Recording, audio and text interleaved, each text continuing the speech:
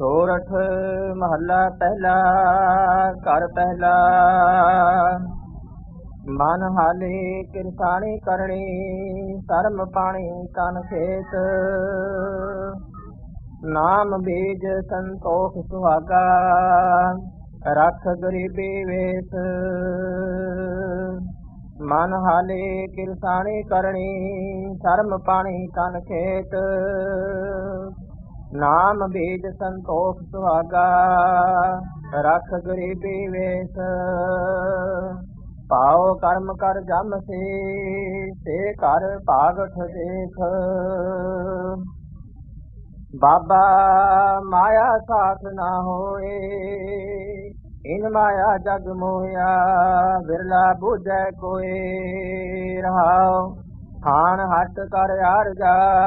सच नाम कर वथ, सुरत सोच कर पांड साल। जिस विच तिसनो रख, वणजारिया स्यों वणज कर। लै लाहा मन हस, सुन सासत सौदागरी। सत घोड़े लै चल, खर्च बन सिंगियाइया। मत मन जान है कल, निरंकार कै देश जाहे। तां सुख लहै महल, लाए चित कर चाकरी। मन नाम कर कम, बन बदियां कर धावणी। ताको आखै धन, नानक वेखै नदर कर। चढ़ै चवगण वन। इक ओंकार सतनाम करता पुरख निरभउ निर्वैर। अकाल मूरत अजूनी सैभं गुर प्रसाद जप। अद सच जुगाद सच है भी सच। नानक होसी भी सच। इक ओंकार सतनाम करता पुरख निरभउ निर्वैर। अकाल मूरत अजूनी सैभं गुर प्रसाद जप। आद सच जुगाद सच है भी सच। नानक होसी भी सच। इक ओंकार सतनाम करता पुरख निरभउ निर्वैर। अकाल मूरत अजूनी सैभं गुर प्रसाद जप। आद सच जुगाद सच है भी सच। नानक होसी भी सच। सतगुरु महाराज जी की अपार कृपा मेहर बख्शिश के साथ सारी संगत श्रद्धा प्रेम के साथ बोलो सतनाम श्री वाहिगुरू। सतनाम श्री वाहिगुरू। शब्द पहले पातशाह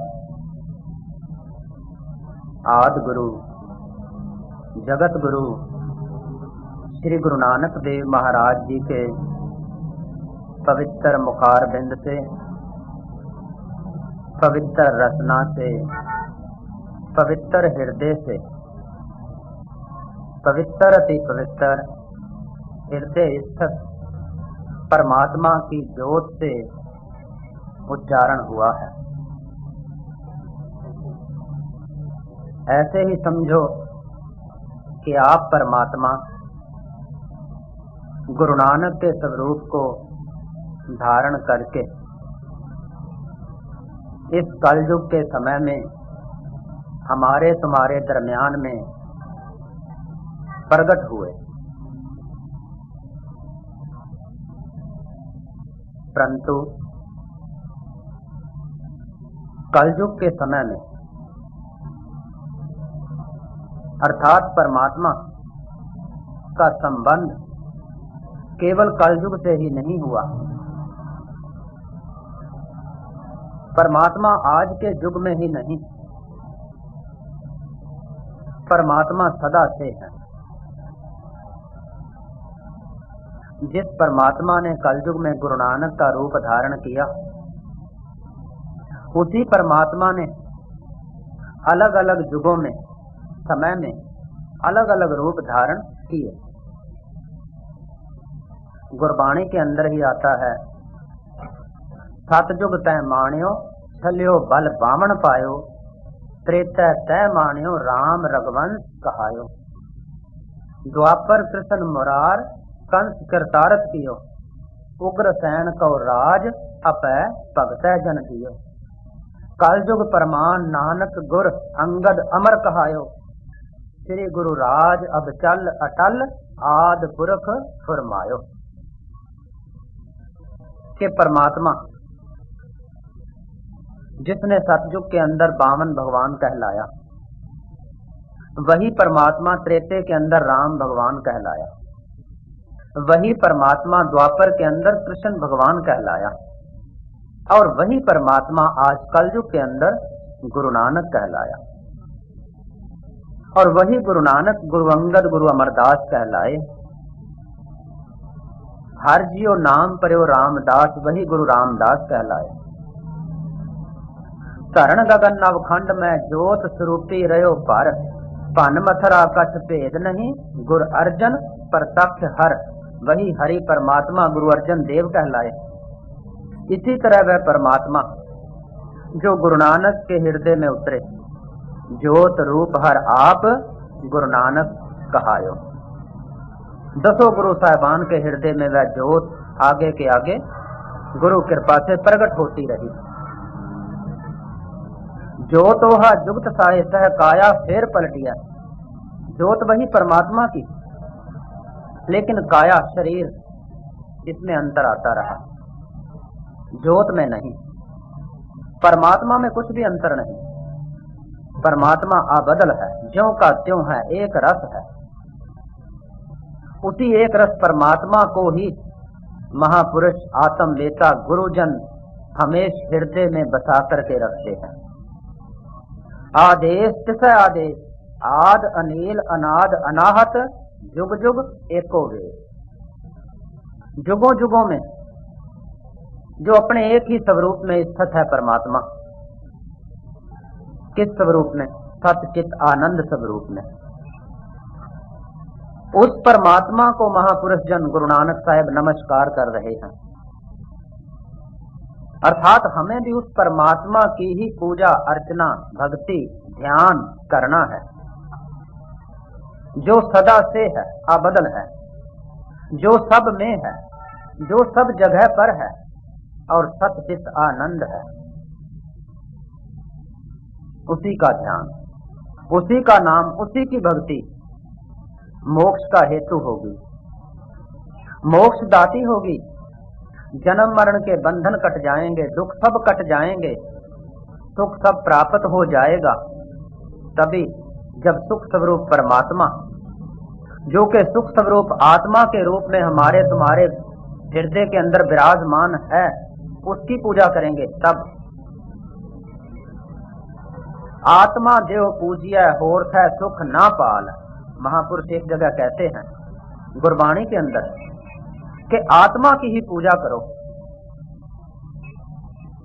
आत्मा का ही ध्यान करो।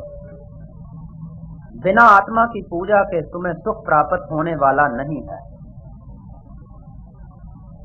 आत्मा की पूजा के बिना अगर कुछ सुख महसूस करते भी हो तो वो तुम्हारे मन की ही एक कल्पना है, जिस कल्पना के आधार पर सामने तुम्हारी ही भावना के मुताबिक कुछ बन जाता है और तुम्हारा मन थोड़ी देर के लिए स्थित हो जाता है, टिक जाता है। उस टिके हुए मन में सुख फिर आत्मा का ही है, परमात्मा का ही है। लेकिन हम समझते हैं कि नहीं, वहां से आया जहां मेरा मन लगा हुआ है। लेकिन जहां जहां मन लगा हुआ है वो तो संसार है, वो तो परमात्मा द्वारा रचित है, किया हुआ है। करते की मित क्या जानना किया, लेकिन करतार को किया हुआ कैसे जान पाएगा? अंधकार ज्ञान को कैसे जान पाएगा? एक सोया हुआ इंसान जागे हुए को कैसे जानेगा? नहीं, जागा हुआ इंसान ही खुद अपने आप को भी जानता है और सोए हुए को भी जानता है। तो वो परमात्मा, वो आत्मा, जागती ज्योत खुद ज्ञान स्वरूप है और सारे विश्व का, सारी कुदरत का भी ज्ञान उसी को है।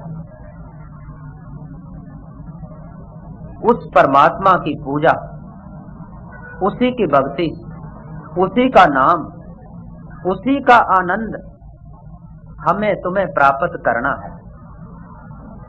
और प्राप्त होता कैसे है? सब में जोत जोत है सोए, तिस दै चानन सब में चानन होए, गुर साखी जोत प्रगट होए। भले वो परमात्मा आत्म रूप से हमारे तुम्हारे सबके दरमियान में मौजूद है। ब्रह्म में जन, जन में पार ब्रह्म, एक है आप नहीं कछ परम। लेकिन गुर साखी ज्योत प्रगट होए, जब गुरु की शिक्षा, गुरु का उपदेश हृदय के अंदर श्रद्धा और प्रेम से बस जाता है, तब वह ज्योत प्रकट होती है। तब अंधकार, अज्ञान, आवरण, भरम, अहंकार दूर होता है और उस ज्योत के दर्शन होते ही जीवन मुक्त हो जाता है वह इंसान। ये बात नहीं कि दर्शन होते नहीं, दर्शन होते हैं। सुन वड्डा आखै सब कोय, केवट वड्डा डीठा होए। हम तुम सुनकर परमात्मा को बड़ा समझ रहे हैं, कह रहे हैं, बोल रहे हैं या मानते हैं अंदर से, लेकिन महापुरुष कहते हैं कि ऐसे केवल मानने मात्र से, अर्थात मन की मान्यता से जो तुझे प्राप्त हुई है अवस्था, वो अवस्था सदा रहने वाली नहीं। गुरु कृपा से तेरे को जो अवस्था प्राप्त होगी वो सदा रहने वाली होगी। गुरु का उपदेश जब तक तू धारण नहीं करेगा, जब तक उसकी कमाई नहीं करेगा, कमाई क्या? उठत बैठत सोवत नाम, कौ नानक जन कै सद काम। जब तक तेरा जीवन ऐसे नहीं होता, तब तक उस ज्योत के दर्शन नहीं हो सकेंगे। और बिना परमात्मा के, आत्मा के दर्शन हुए हमें संसार के दर्शनों की चाह लगी रहती है। केवल दर्शनों की ही नहीं, फिर उसको प्राप्त करने की इच्छा हो जाती है। फिर प्राप्त करने के लिए कर्म भी करते हैं और फिर कर्म करते हुए अहंकार भी धारण करते हैं। तो जहां अहंकार आ गया वहां फिर जन्म खड़ा हो गया, वहां फिर जीवन जो है दुखी हो गया, विचलित हो गया, चलायमान हो गया अहंकार के आ जाने से। जैसे ही अहंकार मिटता है, इंसान को परम शांत अवस्था प्राप्त होती है। अहंकार मिटे कैसे? हौमै नावै नाल विरोध है, दोए ना बसै इकठाए। अहंकार का और नाम का आपस में इतना विरोध है कि दोनों एक जगह पर नहीं रह सकते। जैसे दो विरोधी घरों में देखते हो कि इकट्ठे नहीं रह सकते, ऐसे इस घर में, इस शरीर में, इस मन के अंदर, इस हृदय के अंदर भी जहां अहंकार है, ईगो है, वहां परमात्मा का नाम नहीं रह सकता। और जहां नाम का जाप, सिमरन, लेव धुन लग गई, प्यार हो गया परमात्मा से, वहां अहंकार नहीं रहेगा, अंधकार दूर हो जाएगा, अहंकार दूर हो जाएगा। अहंकार के दूर होते ही परमात्मा के नाम का सिमरन जो है वो अनहद अवस्था में बदल जाता है।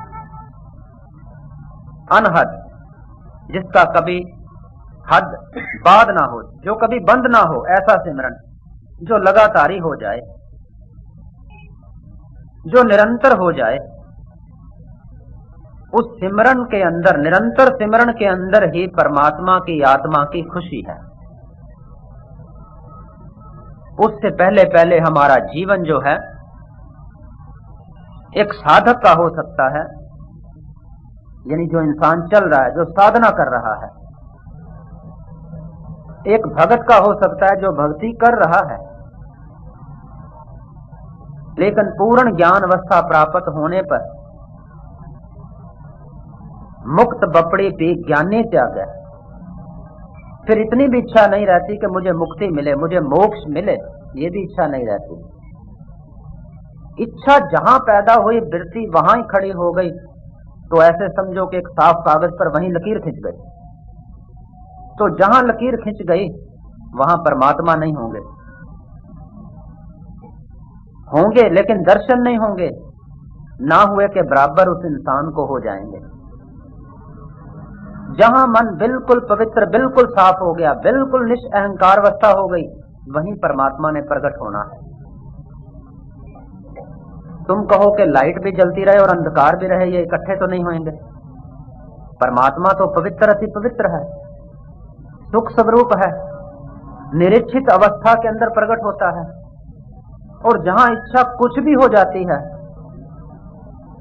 वहां साधक या भगत जन हम उसे कह सकते हैं, लेकिन ब्रह्म ज्ञानी जन होना, उसका हृदय बिल्कुल साफ पवित्र हो जाएगा।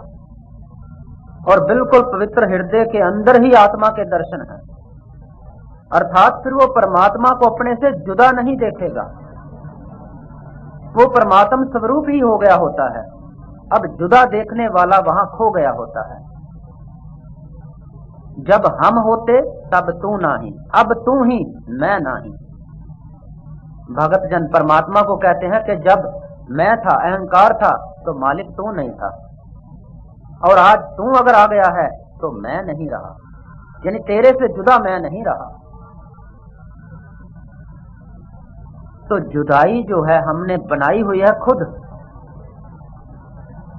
और खुदा ने तो, परमात्मा ने तो जैसे ही हमें बनाया हमारे साथ था, है, अभी भी है।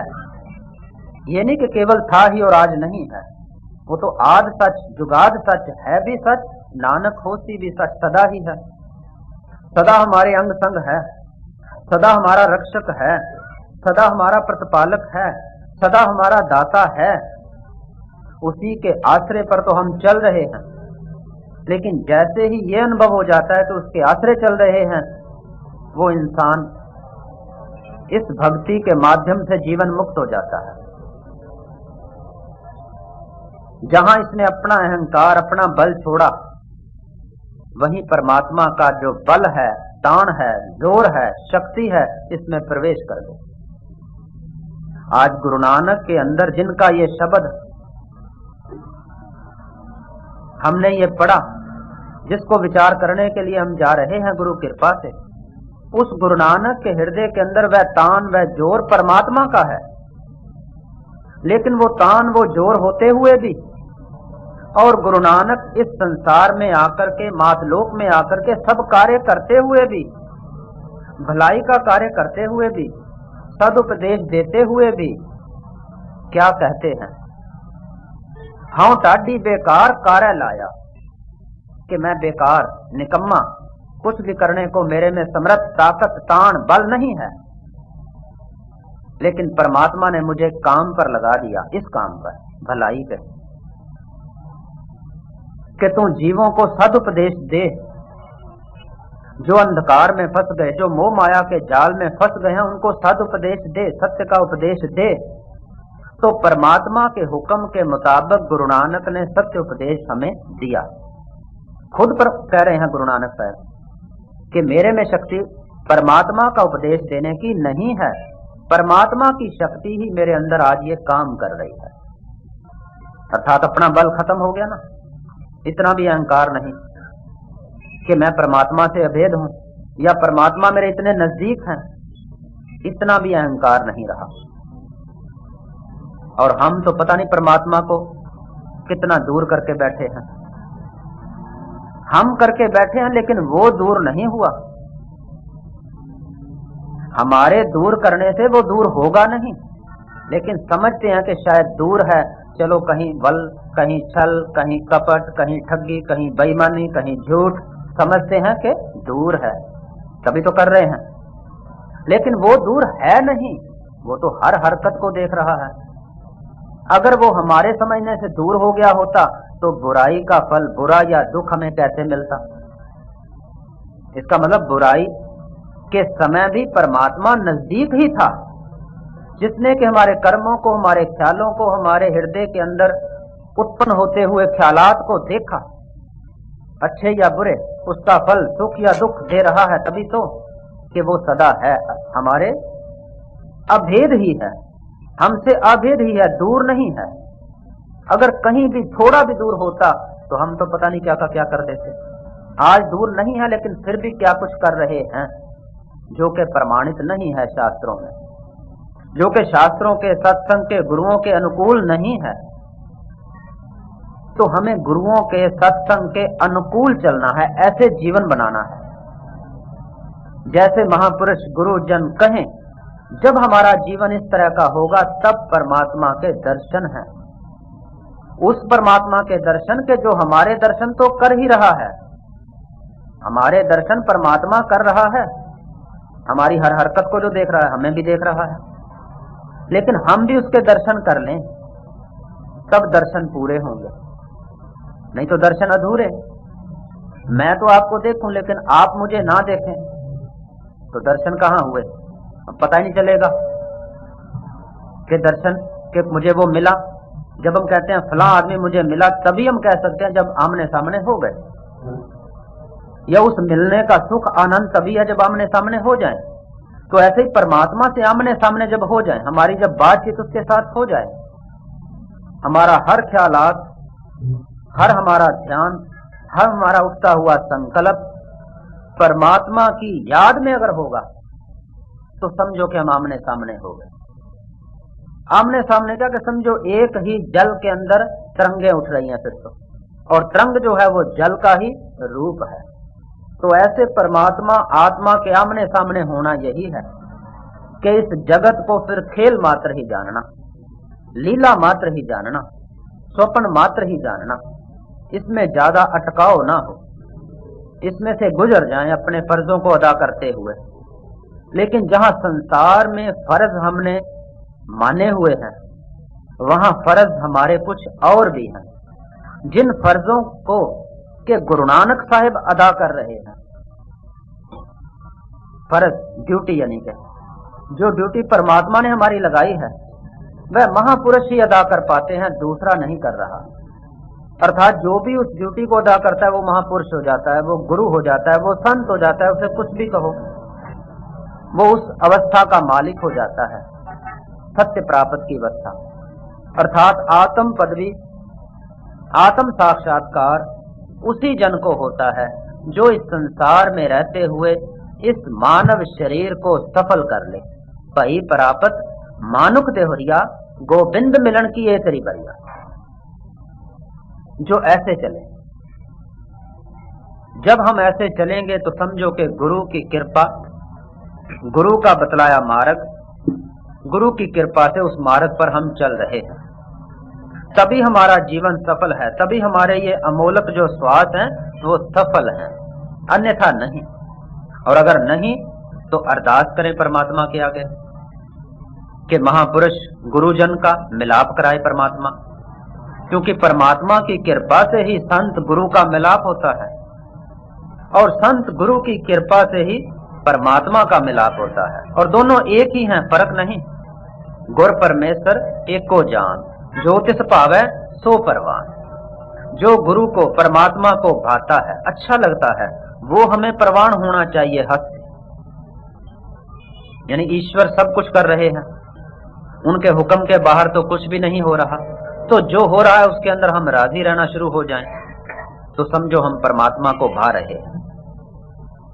अर्थात परमात्मा की, गुरु की मर्जी जो है हमारे जीवन के अंदर आनी शुरू हो जाए, और अपनी मर्जी, अपनी डिजायर, इच्छा जो है वो थोड़ा कम करते चले। कम अपने आप ही हो जाएंगी जैसे ही हम परमात्मा की इच्छा के मुताबिक चलने शुरू हो गए कि जैसे तू रखता है मैं राजी हूँ, जो तू देता है उसी में राजी हूँ, जहां भेजता है वहीं जाने को तैयार हूँ। एक नौकर की अपनी स्वतंत्र क्या मर्जी, परमात्मा की मर्जी के बिना हमारी कोई मर्जी नहीं चल सकती।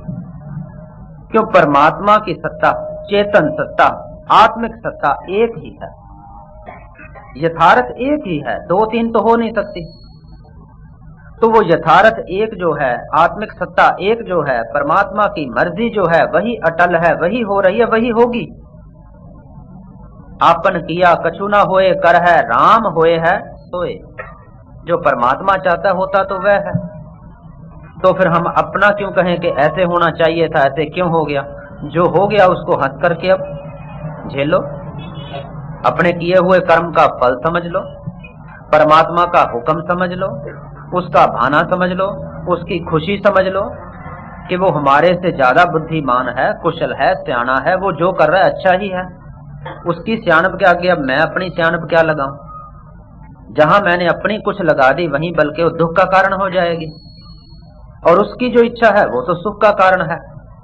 जैसे ही उसकी इच्छा में हमारा मन बहना शुरू हो गया, हमारा जीवन चलना शुरू हो गया, हम सुख सागर में एक हो जाएंगे।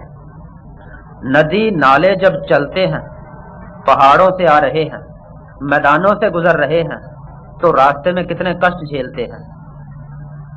कहीं लोग उन्हें काट लेते हैं, अपने खेतों में लगा लेते हैं, कहीं लोग पानी को रोक लेते हैं, स्टोर कर लेते हैं, लेकिन रास्ते में पत्थर, झाड़, पहाड़ सबसे टकराते हुए कहां पहुंच जाते हैं? समंदर में। अपने धुरे पर, अपने मूल अस्तित्व में पहुंच जाते हैं।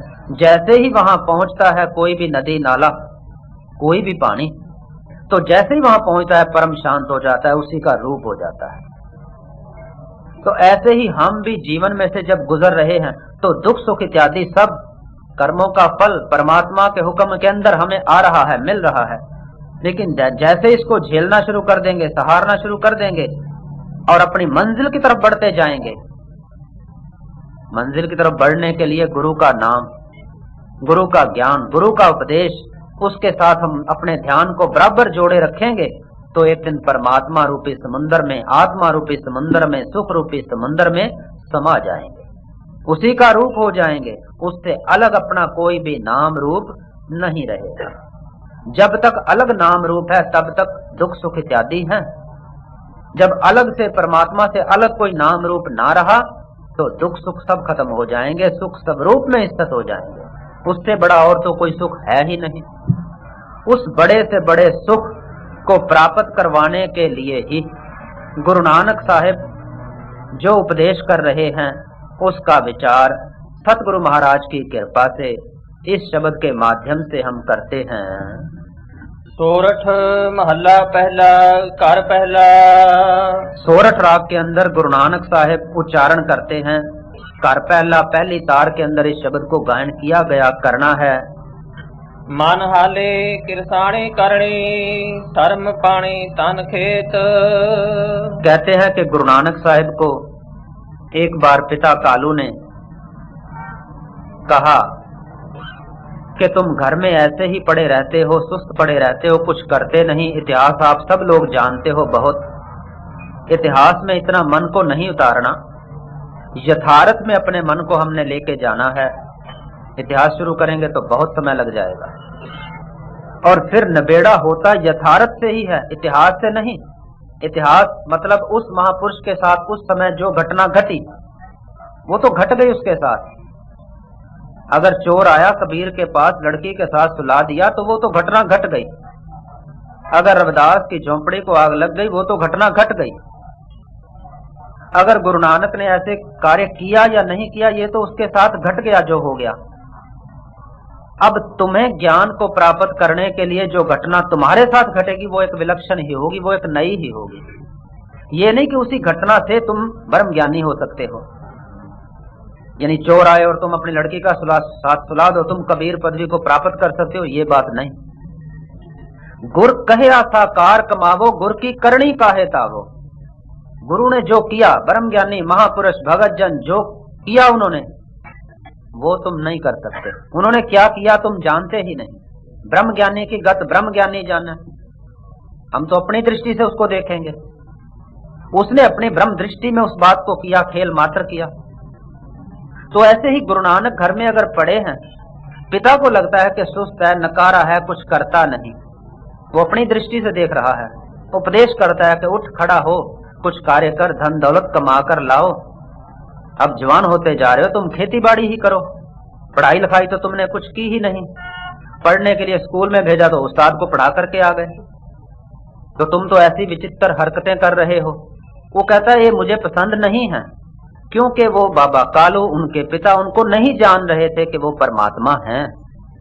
वो जो चाहे सो कर सकते हैं, जो उनसे उनका मालिक करवा रहा है वो तो वो कर रहे हैं।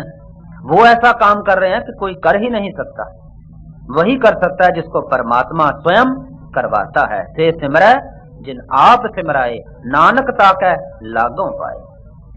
तो अब बाबा कालू जी पिताजी उनके क्या कहते हैं कि तुम खेती करो।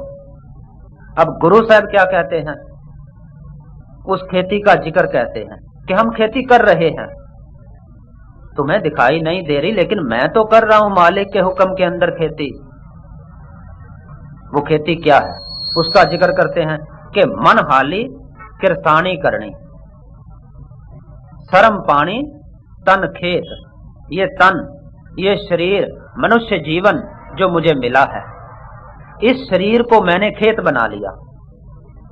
खेत यानी कि जमीन जहां फसल होती है, मैंने इसको खेत बना लिया और मन को हाली बना लिया। उस खेत के अंदर क्या करते हैं, हाली जो होता है हल चलाता है, मिट्टी को उखाड़ता है, उसके बाद फिर उसमें पानी छोड़ता है, उसके बाद उसमें सुहागा फेरता है, फिर बीज बोता है, फिर कहीं जाकर के वो खेती होती है, फिर उस खेती की रक्षा करनी होती है, परवरिश करनी होती है, नहीं तो जानवर ही खा जाएं उस खेती को। तब जाकर के वो खेती फल देती है, यानी लाभ होता है उससे। तो ऐसे गुरु साहब कहते हैं कि ये शरीर जो है खेत के माफक है, इसमें मन जो है हाली है, हल चलाने वाला, यानी मन को जोड़ करके नाम के साथ परमात्मा का ध्यान कर रहा हूं। और इसमें पानी क्या है, मैं बहा रहा शर्म, के बुरे कर्मों से लज्जा रखनी, शर्म रखनी, अर्थात बुरे कर्म ना करने, किसी को दुख ना देना। किरसानी करनी, और किरसानी खेती मेरी क्या है कि शुभ करनी, इस शरीर के साथ भलाई का काम करना, सुख का काम करना। भलाई का सुख का काम कौन कर पाएगा, जिसका पहले खुद भला हो चुका है। खुद भला कब होगा, जब हमारा मन नाम से एक होकर नामी परमात्मा को प्राप्त हो जाएगा। तो मैं ये शुभ करनी कर रहा हूं, ये किरसानी कर रहा हूं, मेरी तो ये खेती हो रही है। गुरु नानक साहिब अपने पिता से ऐसे बातचीत कर रहे हैं। तो हम भी देखें कि संसार में जब चल रहे हैं तो इस शरीर से, इस मन से ऐसे काम ले रहे हैं, ये कर्म कर रहे हैं, इसको खेती समझा। मन को नाम से जोड़ करके और बुरे कर्मों से, बुरे ख्यालात से मन को रोका कि ख्याल आ जाते हैं, कि ख्याल ही नहीं बल्कि कर्म भी कर बैठते हैं। अगर कर बैठते हैं तो ये खेती नहीं हो रही, अगर ये नहीं हो रही तो जीवन सफल नहीं हो रहा। तो जीवन को सफल बनाने के लिए गुरु नानक साहिब इस उत्तम खेती का जिक्र करते हैं जो इस शरीर, मन इत्यादि के साथ करनी है। नाम बीज संतोख सुहागा रख गरीबी वेश। अब गुरु साहब कहते हैं कि इसमें इस खेती जो तैयार की हमने, जिसमें हल चलाया, पानी छोड़ा, अब इसमें बीज हम कौन सा बीज रहे हैं, नाम का।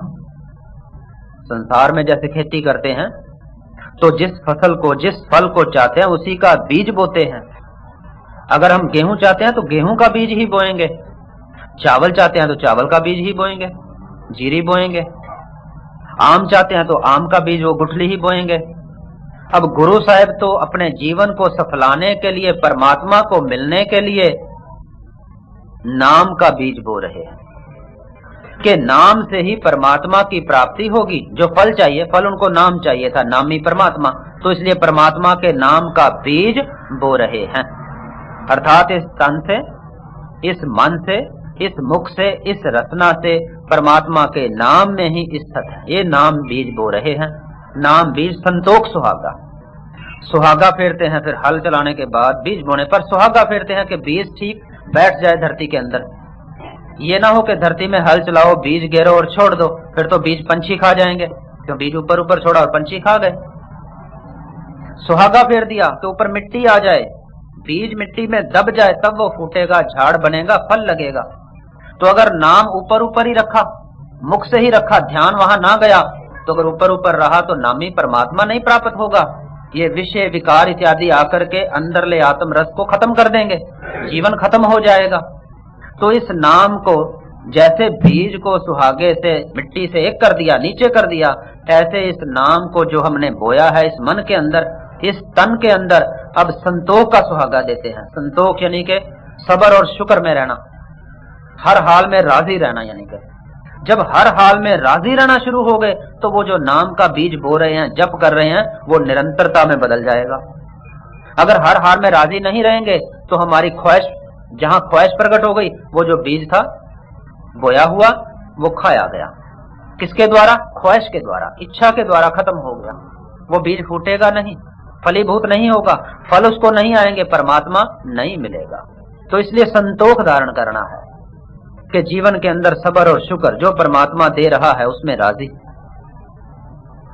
एक पी ना दे 10 पी हिरले तो मूड़ा कहो कहा करे, जिस ठाकुर से ना ही चारा ताको कीजे सद नमस्कारा। उस मालिक को नमस्कार करनी बनती है। जब हम नमस्कार करेंगे तो परमात्मा तो रीझ कर, खुश होकर के, बल्कि ज्यादा खुशी देता है, ज्यादा आनंद देता है। आनंद चाहने से उतना आनंद नहीं मिलेगा, जबकि संतोष धारण करने से आनंद ज्यादा मिल जाता है। तुम्हारे पास एक नौकर है, कुछ मांगता नहीं, कुछ उसकी डिजायर नहीं, तुम उसको बहुत कुछ देते रहते हो। बहुत कुछ देने के बाद भी मन में सोचते हो कि पता नहीं बेचारे को पूरा मिला कि नहीं मिला। और मांगने वाला नहीं उतना मांग पाता, उतना ले पाता। तुम कहते हो क्या हर टाइम मांगता रहता है, तेरे को इतना देते हैं फिर भी तेरी तसल्ली नहीं होती।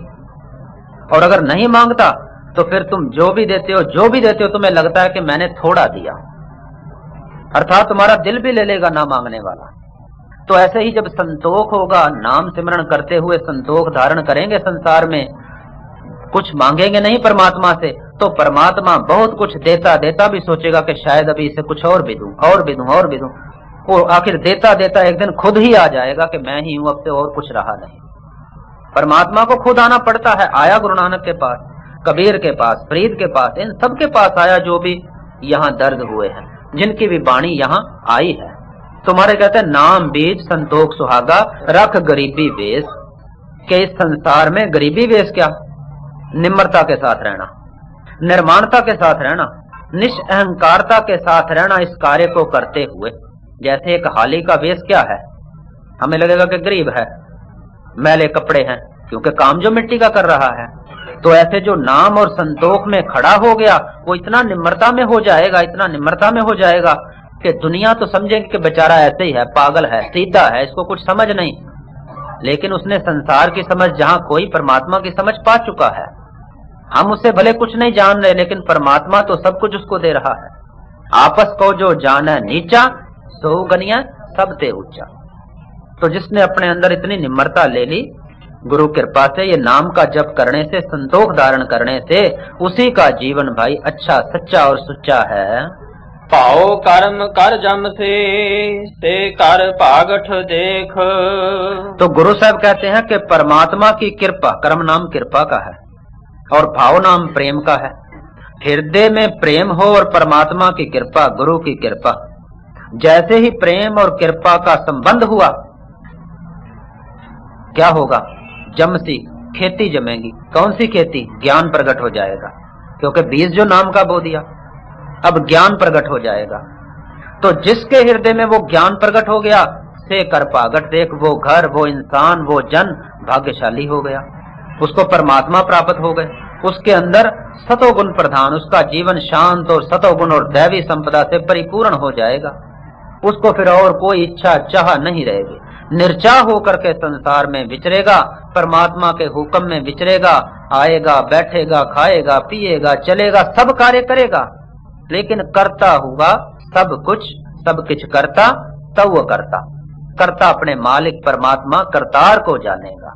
ऐसा हमारा जीवन हो जाए तो खेती समझो ठीक हो गई, तो हमारा जीवन यहाँ सफल हो गया। टाइम काफी हो गया, वक्त को नजरअंदाज रखते हुए यहीं भोग डालते हैं।